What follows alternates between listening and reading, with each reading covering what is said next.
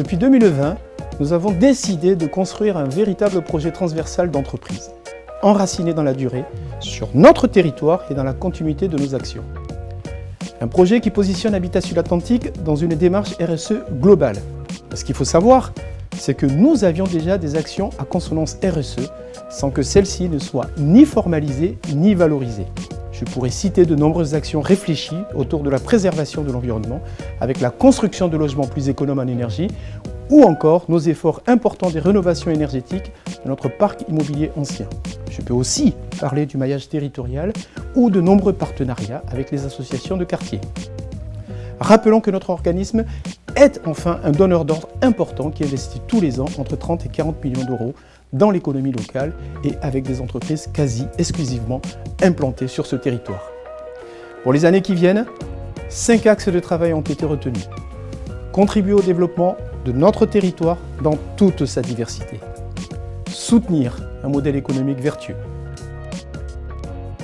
Favoriser le bien-être et le cadre de vie de nos habitants. Innover pour réduire notre empreinte environnementale. Et enfin, cultiver notre capital humain. Il était important pour nous de travailler avec Habitat Sud-Atlantique de manière transversale au sein des équipes. Donc on a, au-delà du comité de direction, on a accompagné HSA à constituer un groupe projet transversal RSE qui a permis d'embarquer différentes fonctions métiers au sein même de HSA. Notre première brique, ça a été vraiment de partir de l'historique de HSA, vraiment de construire la feuille de route dans la continuité des actions que HSA mène déjà, notamment en matière de RSE, parce qu'ils ont quand même une historique et un ADN très fort en matière de responsabilité sociétale des entreprises. Dans notre travail avec HSA, on a appuyé sur un point et on a travaillé de la même manière que HSA travaille, c'est-à-dire ancré sur son territoire.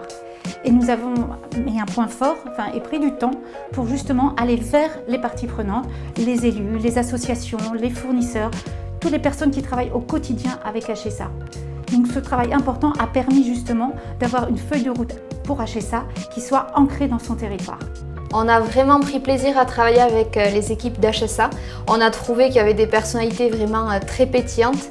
Et d'ailleurs, quand on a fait les interviews avec les parties prenantes externes, HSA, c'est une grande maison. Pour autant, chacun des partenaires était en capacité de nous identifier des personnes, des membres de l'équipe d'HSA. Ça montre toute l'implication des équipes. Nous, on l'a ressenti, mais c'est vraiment senti comme ça et vécu comme ça à l'extérieur. Donc, un vrai plaisir d'avoir accompagné HSA dans cette aventure. On a préparé une course en grand large pendant 1 an et demi. L'équipage s'est constitué, tout est prêt maintenant. Donc, bon vent pour cette grande course pour HSA. Donc pour moi, la RSE était quelque chose d'assez abstrait et en 2020, nous avons débuté une démarche collective RSE. Et c'est là que je me suis rendu compte que nous avions depuis pas mal de temps des façons de travailler et des objectifs de travail qui s'apparentaient en fait beaucoup à la RSE et nous faisions de la RSE sans le savoir.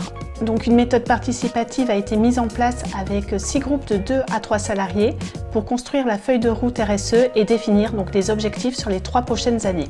Le projet sur lequel j'ai travaillé concerne l'organisation d'une journée de convention du personnel avec la mise à jour des valeurs d'HSA et la valorisation du centenaire de l'organisme en 2022.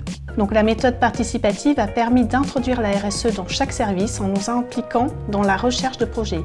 J'ai conscience maintenant que la RSE est aussi un état d'esprit et quelque chose qui se vit au jour le jour. Aujourd'hui, nous n'en sommes qu'aux prémices et nous allons passer à des démarches plus formalisées avec des objectifs précis et concrets pour chaque service.